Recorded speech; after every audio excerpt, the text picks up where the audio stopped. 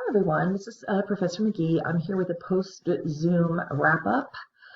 It was really fun to be on the Zoom with those of you who made it, but I clearly understand some of your questions, so I want to address them for everybody. Okay, so let's look at the 4 communication models from week 1, and let's look at how, let's just use one example, like a gender example, to illustrate how, using certain gendered language could have an impact.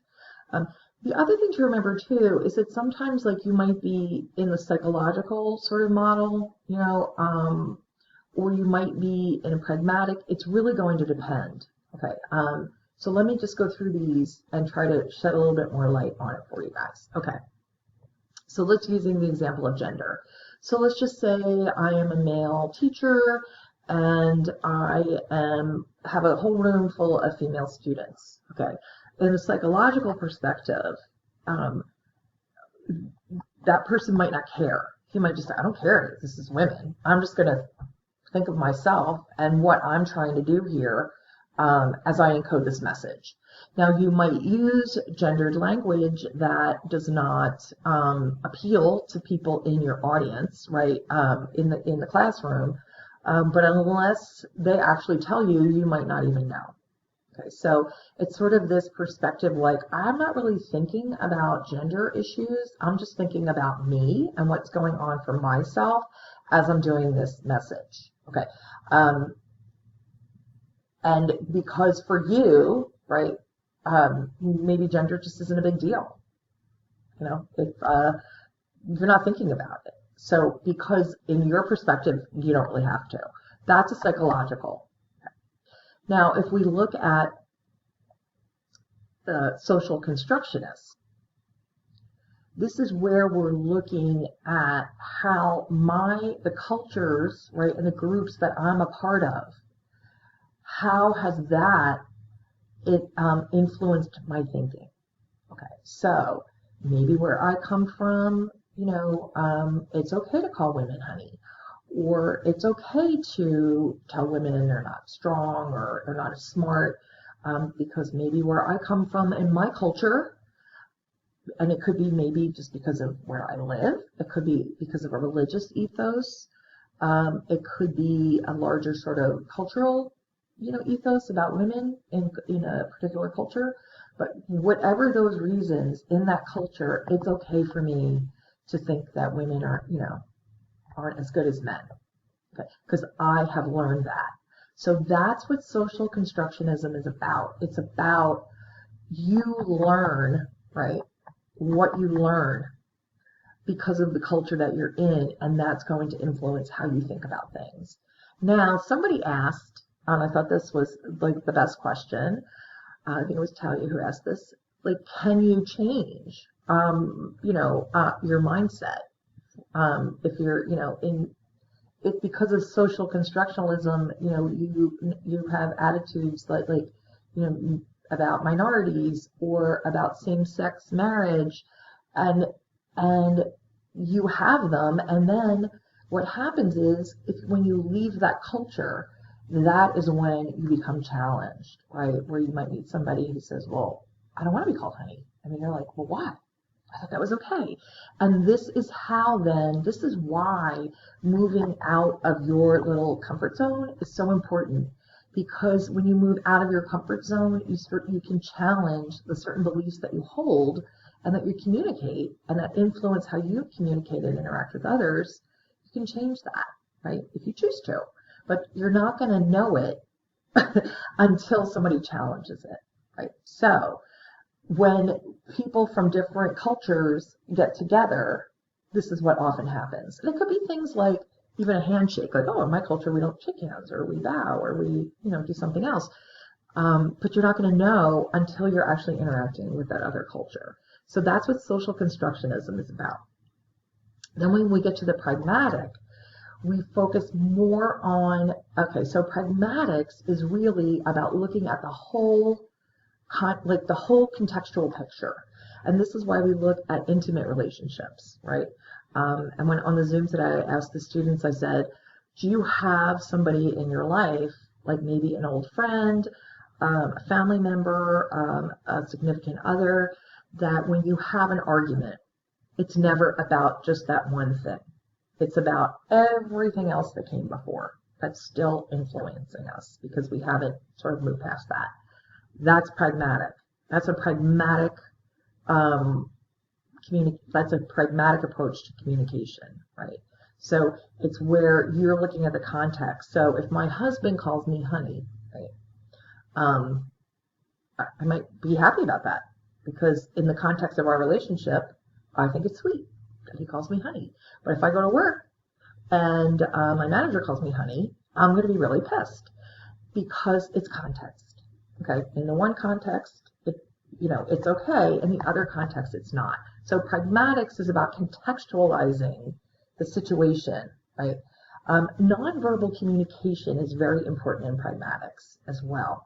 So we often talk about married couples or dysfunctional couples in long-term relationships because it's such a good example of how two people have contextualized their communication pattern through so many different things, through their past experiences, through their emotions, through their wounds, right? All of that.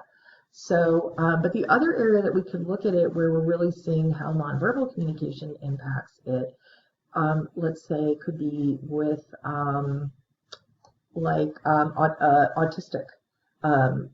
autistic individuals often lack that social cue, the social cues like the eye contact or knowing when to take turns or knowing how to actively show that you're actively listening. A lot of times those social cues are missing.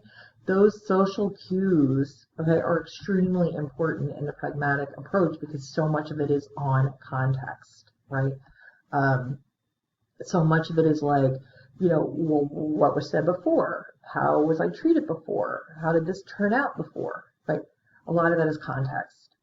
Now, for cultural studies, we could look at it as like, what happens is so because I'm in a social group or culture that says, oh, well, it's okay to sexually discriminate against women or even sexually harass them, right?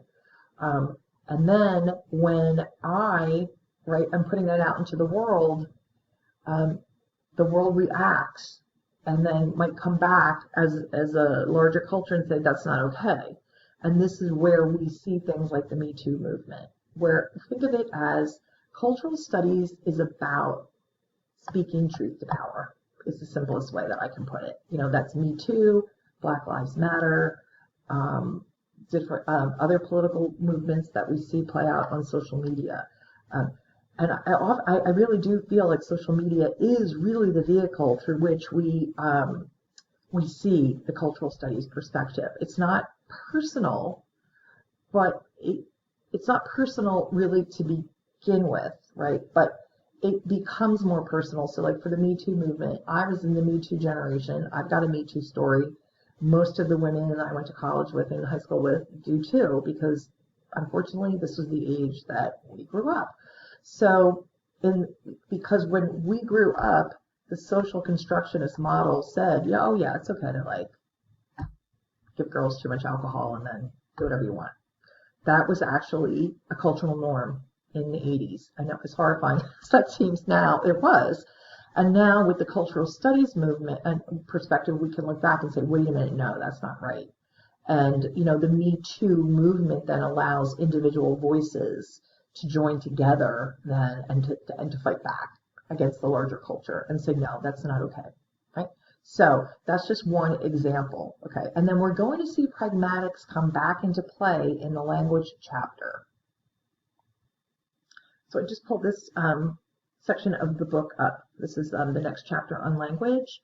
And one of the really important aspects here to consider is the social context of language. And this is where pragmatics comes back in. Because remember, pragmatics, right, really looks at the social context. That's why I gave the example of, say, like an autistic individual who might lack those social social cues often have a harder time because we rely so much on social cues and the social context when we have conversations, when we have arguments, when we try to solve problems together, or even when we're playing a game. So much of how that interaction is going to play out is through social, what we've learned socially, right? So here, if we look at, so there's this model, and it's the coordinated management meaning theory. So this is how we use, how we contextualize information, right, to make pragmatic interpretations, right? And so it's how we decode, right, when somebody has encoded. So just let's look at this, right? So if you have a speech act, right, it's an act done by the speaker to the hearer, right? So then, okay, I know why you want to talk to me. Or we could look at this in writing. It doesn't have to be verbal. Oh, I'm reading this opinion piece in the New York Times. Okay, I understand then what the intent here. They want to persuade me to do something, right? Or when I'm watching a commercial, I understand what the act is. It's to get me to buy something, right? Or to persuade me. If I go to a TED Talk and listen to one of the speeches that we watched, I'm learning that they're trying to inform me, but they're also trying to persuade. If I'm going out on a date, I might, be a little flirty, and don't tell my husband. And, somebody might be trying to flatter me. So I'm understanding the intent by the speaker or the writer. Okay. So then we look at an episode is, how this communication happens, right? It has a beginning, a middle, and an end. So that's an episode. So you could have a friendly chat. You could have, let's say, a group communication where you're trying to solve a problem, playing a game, right? It's an episode. Having a fight, I guess, would be an episode.